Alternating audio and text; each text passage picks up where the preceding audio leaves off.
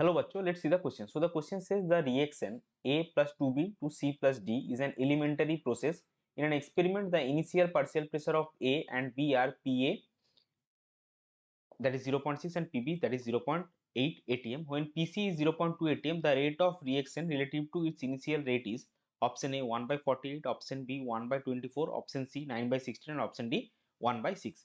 So यहाँ पे देखिए एक एलिमेंट्री रिएक्शन है जिसमें A और B मिलके C और D बना रहे हैं और उसमें ए और बी का इनिशियल प्रेशर मेंशन है।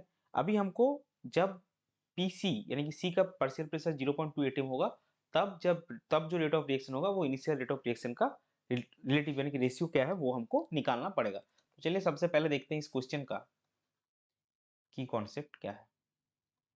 सो इस क्वेश्चन का की कॉन्सेप्ट है एलिमेंटरी रिएक्शन। अभी देखिए एलिमेंटरी रिएक्शन का प्रॉपर्टी जो यहाँ पे काम आएगा वो क्या होगा।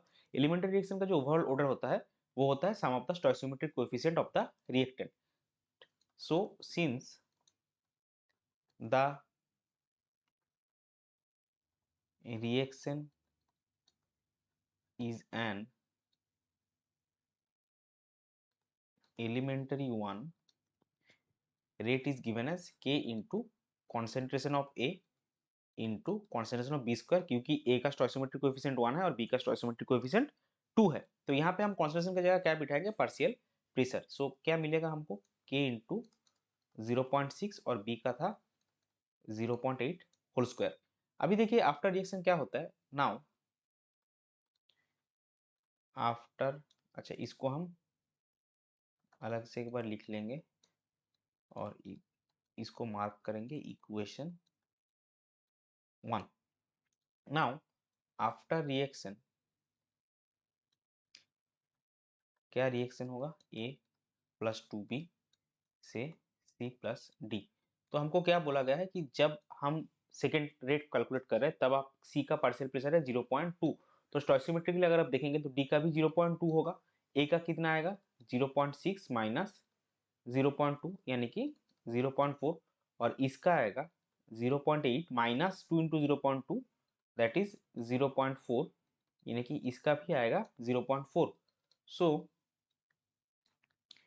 रेट अगर हम R2 लिखेंगे तो वो क्या आएगा K इंटू 0.4, वही एलिमेंटरी, और B का स्टोइकियोमेट्रिक कोएफिशिएंट है 2 यानी कि B square that is 0.4 square.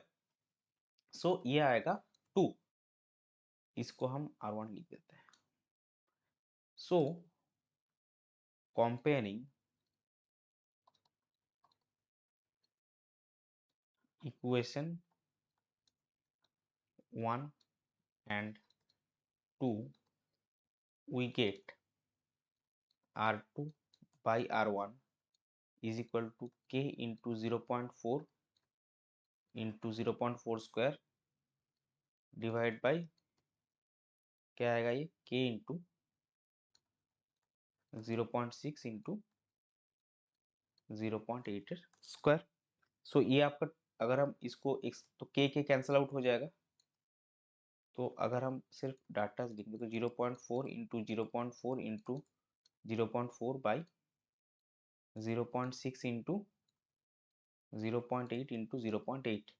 So ये आपका आएगा 2, ये आपका आएगा 2, ये 0.2, ये 0.1। सो ओवरऑल आपको कितना मिलेगा 1/6। ये हो जाएगा हमारा फाइनल आंसर। सो 1/6 हमारा आंसर है, तो इस पर्टिकुलर क्वेश्चन के लिए हमारा करेक्ट फाइनल आंसर हो जाएगा option D that is 1/6। I hope you understood it well. Best of luck, thank you.